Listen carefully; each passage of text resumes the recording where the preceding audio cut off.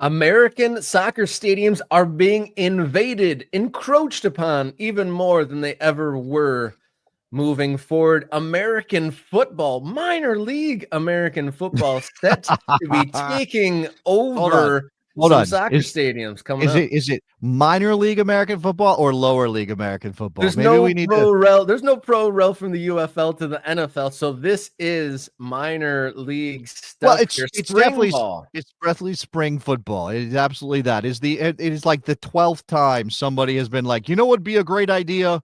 Spring football. Americans love football that much.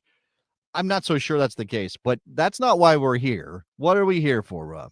We're talking about Louisville, Orlando, Dallas, and Houston joining DC and Birmingham as soccer fields that will be hosting American football this Well, let's spring. be fair. Let's be Next fair. spring. Birmingham Legion, the soccer Legion. team, play in a football stadium. Protective Stadium is a football stadium. They just happen to be tenants there. And there's college football that happens in that building too. So adding the Birmingham Stallions really isn't that's not really a cause for concern. It wasn't a soccer stadium to begin with and got, taken over by American football. That's not the case. But in the case of the Dallas Renegades, who are moving from Arlington, Texas to Frisco and changing their name to Dallas for some reason, they're going to be playing in a soccer stadium in Toyota Stadium. You already had, as you mentioned, the DC Defenders who play at Audi Field, home of DC United and the Washington Spirit. You got the Houston Gamblers who play in the Houston Dynamo's home stadium, Shell Energy Stadium. You've got the Louisville Kings who are moving into Lynn Family Stadium, the soccer stadium built for Louisville City. And obviously you have Racing Louisville playing there as well. You already have Orlando Storm playing in the home of Orlando City of Major League Soccer. St. Louis plays in the Dome, so that's not the thing. So, Is that the man, Rams' old stadium? The big one? yeah, it's the big one that they don't have a football team for anymore. I think my instinct here as a soccer fan is to go, what the hell? Like, what are you doing to?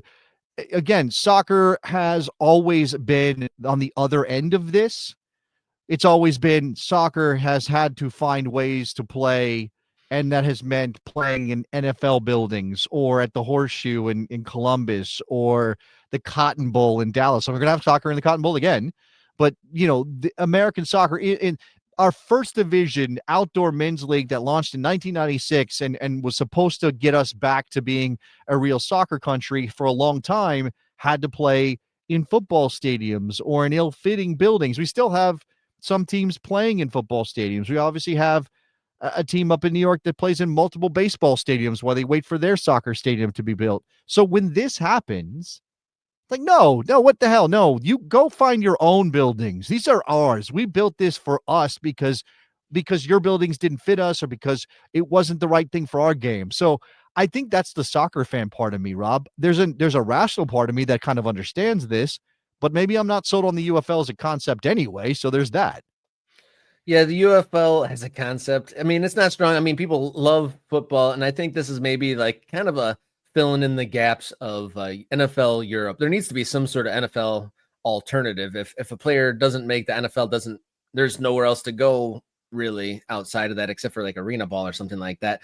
But Wait, I why? think we shouldn't Why? necessarily. Wait, hold on. Why?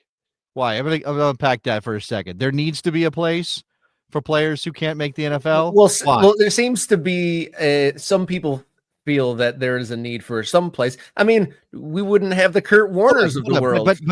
But that's only okay. So we're putting the we've got a chicken and egg problem here, right? I'm not saying you're wrong. I mean, just kind of unpacking what you're saying because that sense of there should be a level for players who aren't ready for the NFL or aren't good enough for the NFL to play football. But Yeah. that in and of itself is not a reason to do it. A reason to do it is that there are enough people to fill up a stadium to watch a team play, right? This has to be a business first proposition. Now you're talking about playing out of the traditional season for American football because you believe there's a demand. I mean, The Rock is involved in all this stuff, and we've had multiple spring leagues come and go because of this, right? So I don't look. I love football. I grew up watching American football. I'm still a very big American football fan. That doesn't mean I think we need more football and we have to squeeze it into the spring. And as was said in the chat, very interesting to see that the UFL was kicking out teams who couldn't find a smaller venue to accommodate smaller crowds. That's why Michigan's gone. Michigan Panthers are gone because they couldn't. They knew they couldn't fill Ford Field, and none of the other local college teams would take them. So they're done. They were one of the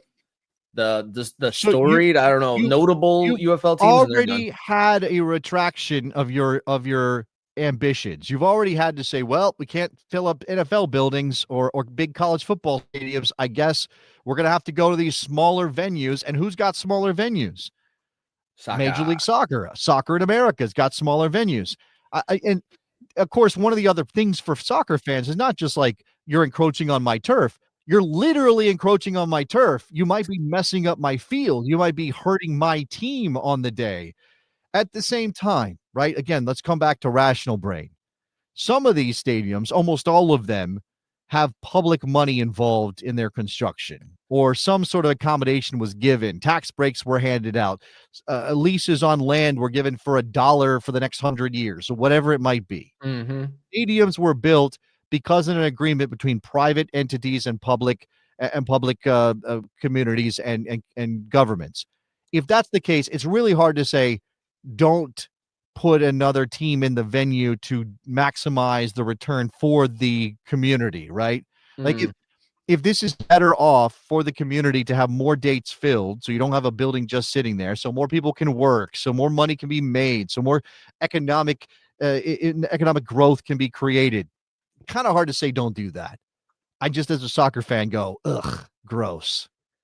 Yeah, well, I mean, American football took its time getting a foothold and getting all their infrastructure built up. I think when we were together in New Mexico, we tried to rattle off all the NFL teams that played in baseball stadiums, even within, the last 20, 25 years. And if you go, a little bit farther, a generation back, most every team, it seemed like half the NFL played in a baseball stadium at some point or another, but I'm sure those folks in DC aren't going to enjoy those gouges in the grass that the offensive linemen and the 250, 300-pound guys spend, the day before or the day after, depending on the scheduling, absolutely rucking up the surface there. And, we talked about it earlier in the show. A La Liga game is going to be played here. Our eyeballs look at European stuff. A lot of folks attach themselves to Liga MX teams and attach their attention there. And it's just a little bit of an encroachment on the actual physical locations of these teams. Well, it's a little bit annoying, but at the same time, soccer at lower league levels and across high schools and USL2 and summer leagues, there's thousands of American football fields are used for soccer each and every single day in this country. And I gotta say, as someone who kind of lives in that world, I've become like football line blind. But I know, I pray for the day that we're not playing on narrow fields with football lines one day. I hope that there is a soccer field in every place where all the teams can play in the proper dimensions and proper surface. I mean, so I can't be mad at UFL for playing in a shared experience, because most of the time that's where soccer lives in the United States. I was going to say, I'm not sure why this doesn't exist already, and I don't have the technological know-how, but maybe we can get involved in finding a way to make the technology that allows you to hit a switch and change the lines on a field, so that we don't have to do this, a football line thing. And I know there's been lots of grassroots and amateur soccer teams trying to spitball, lots of time spent over beers and coffees trying to say, how can we change these fields? I mean, what did Tottenham and Real Madrid, they have the panels that flip over. So you only need like $1 billion project or so. Just $1 billion. Yeah. You just need that to make it work. I mean, $2 billion. Yeah, just need to be able to switch out the entire surface. Let's just let's send this one out the door and bring in that other one with the different lines on it, right? Or it's wider or whatever it might be. Yeah, that's it's trouble. There's too many soccer fields I've shown up to do commentary for, where the 10-yard hash marks that come from the corner on the end line, when that hash mark is inside the 18-yard box, you're going to see a game that's probably legit. Pretty trash. That's going to be going out. Between the turf surface with it bouncing and just never slowing down like it does in natural grass, but having it be like 5-10 yards narrower than a soccer field should be. Yeah. I think I can't wait for the day when there's just a myriad of natural grass soccer fields across the United States. All right, I think that's a good one. Before we leave today, Rob, I know you usually do your thing. I just want to shout out everybody who's in here today watching the show live, who is an MK Ultra. Andy, I'm just throwing up names. Don't worry about the comments. Andy gets a mention. Simply Dope gets a mention. Crispy Dew is in here. Chris is in here. Did Andy? Soccer Night in Detroit is in here. Who else I got? I'm scrolling. Is that the list? Are we missing anybody who is live? I know we have other members who have been here this week and maybe aren't making it today. So, but again, shout out to all our MK Ultras. Thank you so much. You guys are going to be the thing that makes the show grow, that pushes us along. Again, we got new projects in the works that I think are very exciting. I can't wait to show you that stuff. I want to tell everybody about. In fact, maybe some of the ultras actually know what's coming up because it's been shared in the Discord. So maybe become a member if you want to know what we're working on behind the scenes, because there's cool stuff. Yeah, and there was a new development yesterday, a green light of sorts that kind of opens the doors of one of these projects to another level than we even anticipated. So exciting times. I think the next week or so, we should be coming out with some pretty exciting content. And glad you guys are on board. And tell everyone that you know that might be in the slightest interest to get on board too. And a shout out to the guy who keeps telling us to talk to the ownership in Temecula, which did make the news this week because Temecula pulled out of the NISA fall tournament and stated their intention to go to USL League One. We will reach out to the ownership in Temecula. We will do that. I promise you that's going to be a thing.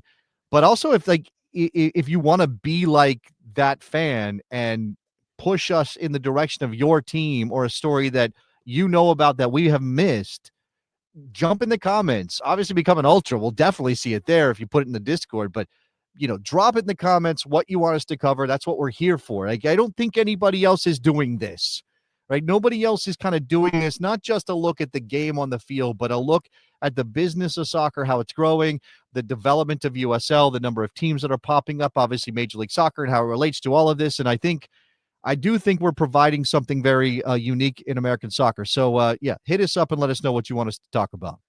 Yeah, definitely hit us up with those stories. There's a myriad of, whispers and notes and news from towns all across the United States poking around interest in the world of soccer and joining the American soccer landscape. So dotting the map with MK Ultras, teams, stadiums, and more. Join us, join the movement, dot the map together with us as morning kick around.